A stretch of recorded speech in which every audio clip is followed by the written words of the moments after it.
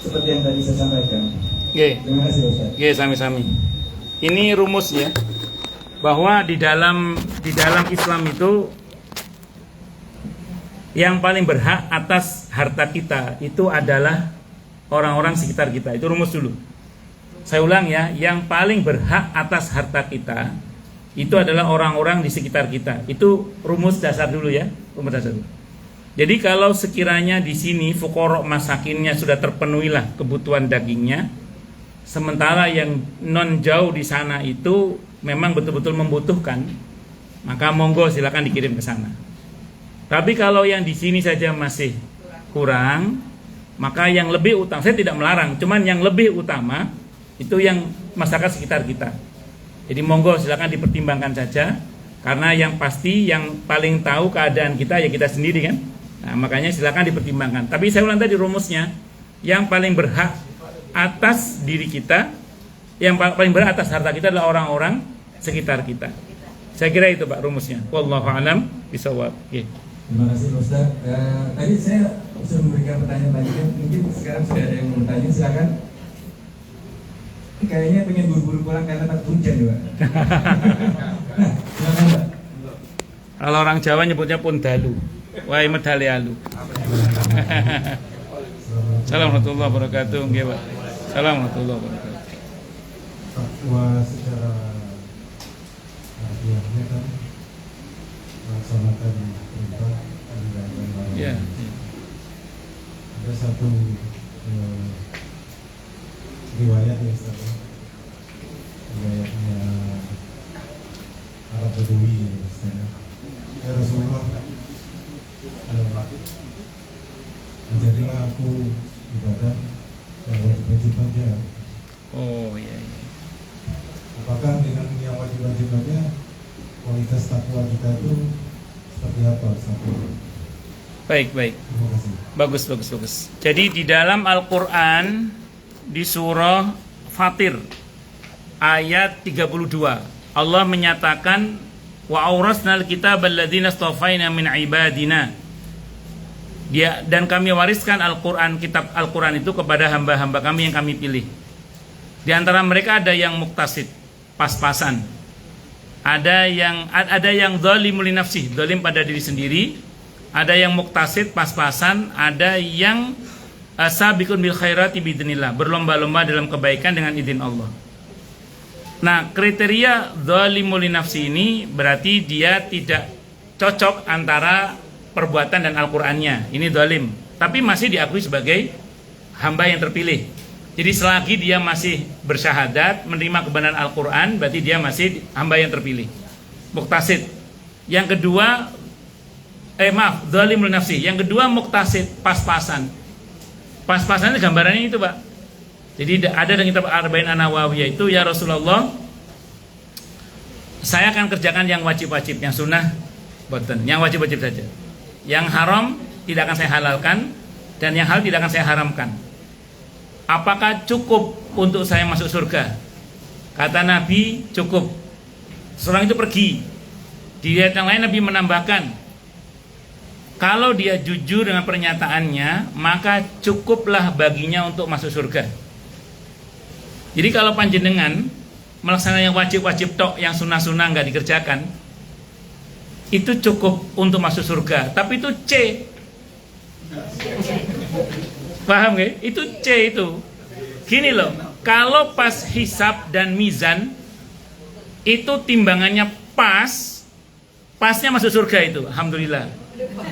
Ngerinya gini loh, pas kurang, golek tambah itu di endi.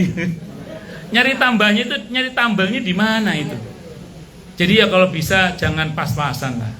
Ya kalau bisa ya cari nilai yang aman gitu ya. Jadi cari ya harus ditambah dengan yang sunnah-sunnah. Ya tentu semampu kita. Nah, syukur-syukur semoga kita termasuk yang ketiga. Yang kata Al-Qur'an, sabiqun bil khairati biidznillah, yang mau berlomba-lomba dalam kebaikan dengan izin Allah Subhanahu wa taala. Jadi memang betul cukup, Pak. Cukup tapi C, Pak. Itu tadi. C. Kalau masuk surga kelas ekonomi itu nanti. Tapi itu ada yang nyeletuk gini ke saya itu. Kelas ekonomi masih mending Ustaz daripada masuk neraka. Iya sih memang. Bahkan ada yang mengatakan di halaman surga aja udah lumayan daripada masuk neraka. Iya sih, memang lumayan. Tapi gini, itu kalau panjenengan baca hadis tentang pasar-pasar surga itu, di mana semua level ahli surga ketemu di situ itu yang surganya rendah menyesal itu nanti. Mereka sudah bahagia, tidak ada sedih surga itu, tapi mereka menyesal. Menyesal kenapa? Karena nikmat terbesar surga itu perjumpaan dengan Allah, dan semakin tinggi surganya, semakin sering perjumpaannya dengan Allah. Nah, semakin rendah surganya, semakin jarang perjumpaannya dengan Allah. Makanya mereka nyesel. Ngerti yang ngono biyen rek, ngerti yang ngono. Kira-kira gitu Bang. Wallahu a'lam bishawab. Kalau bisa tetap kita berusaha berlomba-lomba lah dalam kebaikan. Wallahu a'lam bishawab. Oke, ada lagi yang lain mungkin? Baik, mungkin kami beri kesempatan untuk pertanyaan terakhir. Silakan. Ibu-ibu, nggih monggo. Oh, ibu-ibu dulu, Ibu. Ya, nggih. Ibu-ibu dulu. Wassalamualaikum warahmatullahi wabarakatuh. Nggih. Katanya ada yang bilang daging kurban itu yang berkurbannya tidak boleh makan. Terus ada satu hadis yang mengatakan kalau yang berkurban suaminya pahalanya tuh ke maksudnya kayak ke ibunya gitu. Tapi ke pihak istri juga ada yang bilang itu. Baik. Assalamualaikum warahmatullahi wabarakatuh. Mustahiknya kurban itu ada 3. Yang pertama, yang berkurban itu sendiri, kecuali kurban nadar. Pertama, yang berhak atas daging kurban itu adalah pertama yang berkurban itu sendiri dan keluarganya, kecuali kurban nadar. Kalau kurban nadar, yang berkurban dan keluarganya tidak berhak sama sekali dengan daging kurban itu. Kalau kurban nadar, contoh gini, pokoknya nanti kalau anakku jadi wakil menteri aku tak kurban misalnya. Ternyata anaknya jadi wakil menteri misalnya gitu. Ya yes, jadi ya kurban nadar berarti itu. Itu dia dan keluarganya tidak berhak. Dilepas semuanya ke fuqara masakin atau sebagai hadiah. 1. Yang kedua sebagai hadiah. Sebagai hadiah ini termasuk kepada orang di luar Islam boleh. Abdullah bin Umar radhiyallahu anhu ketika kurban, beliau bilang kepada pembantunya, "Jangan lupa bagian tetangga kita yang Yahudi itu." Nah, jadi sebagai hadiah. Boleh, tidak ada masalah. Sebagai hadiah. Dan yang ketiga, wa'imul ba'isal faqir. Para fakir, fuqara masakin ini mustahik yang utama sebenarnya. Maka kalau ibu berkurban, usahakan untuk fuqara masakin jangan kurang dari 1/3. Karena kalau kurang dari 1/3 berarti sedikit jatah mereka, padahal mereka itu mustahik utama. Yang berkurban sebagai hadiah itu hanya punya hak hadiah, tidak boleh menjual bagian kurbannya. Yang boleh menjual bagian kurban hanya fuqara masakin, karena itu hak tamlik kepemilikan. Jadi kalau jenengan termasuk fuqara masakin, boleh daging kurban dijual, boleh. Tapi kalau buatan fuqara masakin tidak boleh jual daging kurban. Ukuran fakir itu bagaimana? Kalau hari itu jangan lagi butuh, waktunya bayar utang, nggak ada duit, ono daging kurban lumayan didoli buat bayar utang, lagi butuh, monggo, berarti fakir, saat itu lagi fakir. Tapi kalau nggak fakir, dalam keadaan berkecukupan, tidak boleh kita menjual daging kurban itu. Jadi yang boleh hanya yang mustahik dari kalangan fuqara masakin. Terus yang kedua, begini, di dalam madhab Syafi'i, kurban itu ada sunnah ainiyah, ada sunnah kifayah. Makanya Nabi ketika motong kurban, beliau diantara niatnya apa? Bismillahirrahmanirrahim, Allahu Akbar, Allahumma taqabbal min Muhammad wa ali Muhammad. Ya Allah, terimalah ini dari Muhammad dan keluarga Muhammad. Nyebut nama beliau dulu. Itu namanya sunnah ainiyah namanya. Ada sunnah kifayah, beliau nyebut keluarganya. Artinya gini, kurban itu misalnya atas nama suami tadi, maka otomatis seluruh keluarganya itu dapat bagian pahalanya. Penjelasan fikihnya bagaimana? Ini penjelasan fikihnya. Kita tahu bahwa kurban dalam madhab Syafi'i, kecuali madhab Hanafi wajib. Kalau dalam madhab Hanafi hukumnya adalah sunnah muakkadah. Berarti kalau si suami sudah melaksanakan sunnah muakkadah itu, karena ini ada fungsi sunnah kifayah, seluruh keluarga itu terbebas dari beban taklif sunnah muakkadah. Kalau terbebas dari beban taklif sunnah muakkadah berarti mereka terbebas dari makruh, perbuatan makruh pada hari itu. Karena lawannya sunnah adalah makruh. Makruh itu secara fikih definisinya adalah kalau dia kerjakan tidak berdosa, kalau ditinggalkan dia berpahala. Berarti hari itu karena dia telah menghindari makruh, berarti seluruh keluarga dapat pahala. Pahala apa? Pahala sunnah muakkadah kurban. Itu namanya sunnah kifayah namanya. Nah yang dapat siapa? Sekeluarga itu, termasuk istrinya. Karena Nabi itu mencakup, beliau adalah istrinya, yang jumlahnya ada 9 atau 11 itu. Itu seperti itu. Jadi dapat semuanya itu. Jadi nggak terus kemudian suami dan keluarga suami aja, enggak, seluruhnya. Otomatis karena istri dapat bagian pahala, karena istri adalah hasil usaha orang tuanya, maka kata Imam Nawawi semua kebaikan yang didapat oleh anak itu orang tuanya dapat diotomatiskan. Kenapa? Karena anak, kata Imam Nawawi, adalah hasil usaha orang tuanya. Itu diambil dari pernyataan Siti Aisyah radhiyallahu anha. Jadi nggak usah khawatir, dapat semua. Itu seperti itu. Wallahu a'lam bishawab. Ngoten nggih? Monggo yang terakhir belakang tadi. Yang selanjutnya dari siapa tadi yang kami? Assalamualaikum warahmatullahi wabarakatuh. Waalaikumsalam warahmatullahi wabarakatuh. Pertanyaan Ibu. Tadi seandainya dalam keluarga itu lebih dari satu untuk berkorban, itu bisa atas nama bapaknya ya atau ke ibunya? Bagus. Nah itu Oke. tolong dijelaskan. Bagus. Sama puasa Zulhijjah. Oke. Kan versinya macam-macam dari tanggal 1 sampai 9. Oh nggih. Nah itu yang paling besar pahalanya, yang ada yang 1 sampai 9, ada yang di harinya terakhirnya tanggal 9-nya. Itu aja Ustaz. Nggih. Assalamualaikum warahmatullahi wabarakatuh. Waalaikumsalam warahmatullahi wabarakatuh. Prinsipnya gini, kalau di keluarga itu sudah ada satu saja yang kurban, maka itu sudah mencukupi sunnah kifayah. Namun kalau ada anggota keluarga yang lain yang mampu, anaknya misalnya atau istrinya mampu juga misalnya, maka kok masing-masing mau kurban, bukan cuma boleh banget. Wong satu saja cukup, apalagi sekeluarga masing-masing kurban. Pernah datang ke pesantren saya dulu waktu saya masih di Surabaya, dia bilang, Ustadz ini ada 6 anggota keluarga, kita mau kurban 6 kambing, boleh nggak? Boleh banget. Bukan cuma boleh banget. Kenapa? Karena masing-masing kurban. Cuman prinsipnya gini Pak, prinsipnya kalau misalnya kita mau kurban atas nama orang lain, berarti bukan dia. Kalau yang mampu masing-masing nggak ada masalah, nggak ada perdebatan ya. Tapi kalau gini misalnya, yang mampu bapaknya, terus misalnya bapaknya ini punya kemampuan kurban banyak, karena dia pengen seluruh anggota keluarga dia kurban, maka dia mampukanlah anaknya, misalnya gitu ya. Maka dalam Islam, dalam fikih Islam, terutama fikih madzhab Syafi'i, yang bersangkutan harus bilang kepada orang yang akan dia kurban atas namanya, bilang, nak, tahun ini bapak mau kurban atas nama kamu, mau ya? Mau Pak? Ya ada niat, kamu yang niat, karena dia mukallaf, dia harus niat.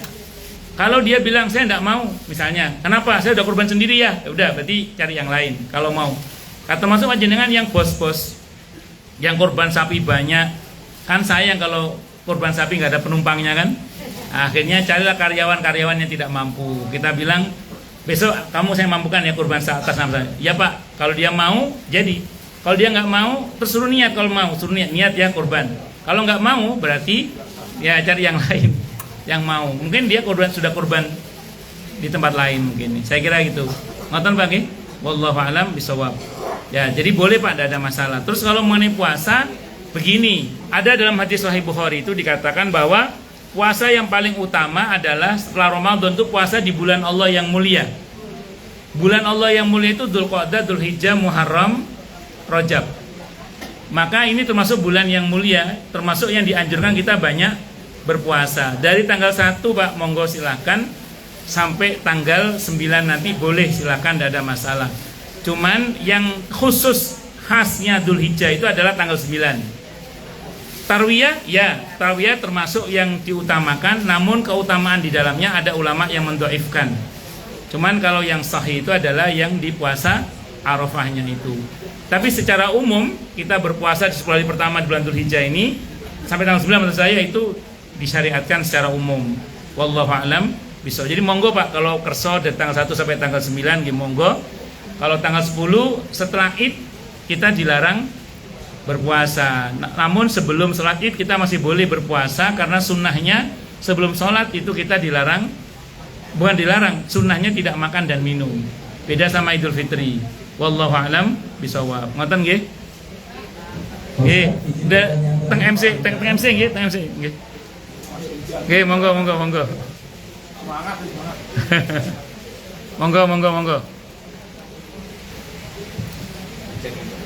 Nggih. Terima kasih Pak Ustadz. Nggih. Saya ingin tanya begini. Saya karena masih kesulitan mencari referensi program ceramah ya. Ada yang berpendapat bahwa kurban itu tidak harus jadi mentah. Jadi dagingnya itu dimasak dulu jadi sate, jadi bulir, baru dibagikan ke para penerima yang berhak menerima. Itu bagaimana menurut Pak Ustadz? Terima kasih.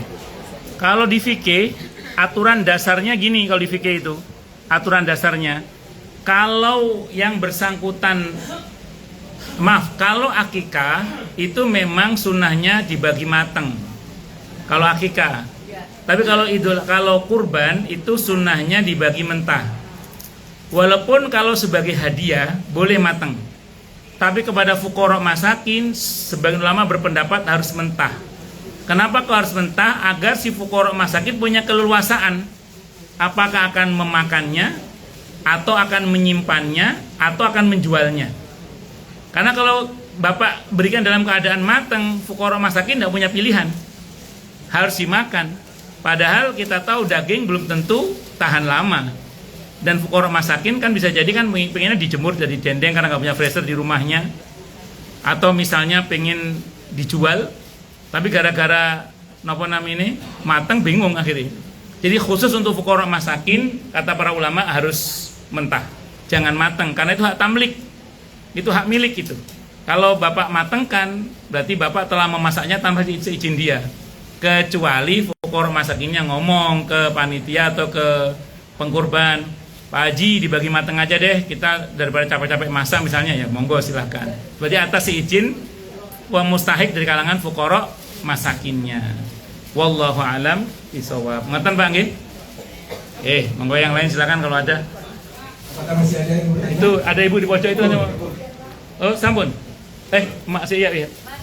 Ya monggo. Masake, Pak. Nggih. Sambil nunggu hujan. Assalamualaikum warahmatullahi wabarakatuh. Waalaikumsalam warahmatullahi wabarakatuh. Saya mau tanya Pak Ustaz, kalau kita kurban di luar daerah, sunnahnya bagaimana Pak Ustaz? Karena beberapa Ustaz bilang kita harus berhadapan dengan hewan sendiri kita dan baca doa akikah. Itu aja penjelasannya Pak Ustaz.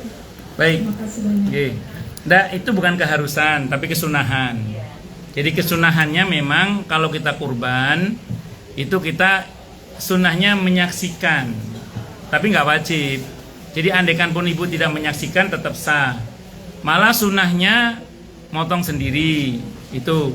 Adapun penjelasan seorang ustadz yang mengatakan menghadaplah ke arah kiblat, baca ini wajah tu wajah itu, saya belum tahu dasarnya. Mungkin belum punya dasar yang lain, tapi itu mungkin lebih kepada penghayatan dari makna kurban itu sendiri. Tapi yang pasti itu tidak wajib semua. Makanya di dalam kurban itu kita tidak diwajibkan motong sendiri, tidak diwajibkan menyaksikan, tapi disunnahkan saja kalau mampu dipotong sendiri, kalau mampu disaksikan kurbannya. Saya kira itu. Wallahu a'lam. Bisa jadi nggak ada masalah Bu, andaikan Ibu tidak motong langsung, tidak menyaksikan langsung, tidak ada masalah. Wallahu a'lam bishawab. Nggih. Kami rasa cukup ya untuk sesi tanya jawabnya. Cukup ya. Kalau ada yang masih bertanya bisa lewat email mungkin. Baik, sebelum kita akhiri pengajian malam ini, alangkah baiknya kita bersama-sama berdoa. Mohon kesediaan Pak Ustadz untuk memberi. Apa enggak Ustaz Abdurrahman aja yang doa? Ya, beliau kan sesepuhnya nggih. Sampun jenengan dari saya pribadi nggih. Nggih. Dari saya pribadi dulu saya cukupkan dengan alhamdulillahirabbil alamin, subhanakallahumma bihamdika asyhadu an la ilaha illa anta astaghfiruka wa atubu ilaik. Sallallahu alaihi Muhammad wa ala alihi wasallam. Saya mohon maaf. Assalamualaikum warahmatullahi wabarakatuh.